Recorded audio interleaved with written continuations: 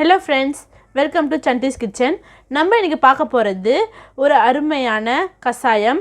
இந்த கசாயத்தை வின்டர் சீசன்ல குடிக்கலாம். நிறைய பேருக்கு கோல்ட் அப்புறம் இரும்பல் அதெல்லாம் இருக்கிறதுனால குடிக்கலாம். தேவையான பொருட்கள் சொல்றேன். ஒரு கை அளவு துளசி, 2 வெத்தலை காம்பு எடுத்துட்டு சின்னதா இந்த மாதிரி சின்னதா கட் பண்ணிக்கணும்.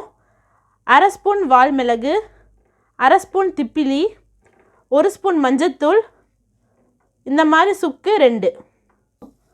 இப்போ நம்ம இங்க எடுத்து வச்சிருக்க இன்கிரிடியன்ட்ஸ் எல்லாம் இதல போட்டு தட்டி வச்சுக்கலாம்.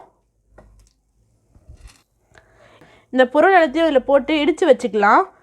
இடிச்சா நல்லா சாறு இறங்கும். இந்த சாறை நம்ம வந்துட்டு கசாயத்தை யூஸ் பண்ணிக்கிறதுக்கு.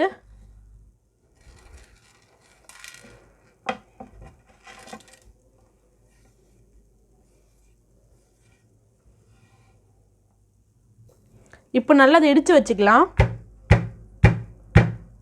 இப்போ நான் 1 கிளாஸ் தண்ணி ஊத்துறேன். இப்போ இடிச்சு வச்சிருக்க அந்த இன்கிரிடியன்ட்ஸ் எல்லாம் இதுக்குள்ள போடுறேன். நான் 1 டம்ளர் தண்ணி ஊத்திருக்கேன். இது 1/2 டம்ளர் தண்ணி வர வரைக்கும் நல்லா கொதிக்கணும். நான் 1 கிளாஸ் தண்ணி ஊத்துனேன். இப்போ 1/2 கிளாஸ் தண்ணி ஆயிடுச்சு. இப்போ நான் ஒரு 1/2 ஸ்பூன் வந்துட்டு நாட்டு சக்கரை சேர்த்துக்கிறேன்.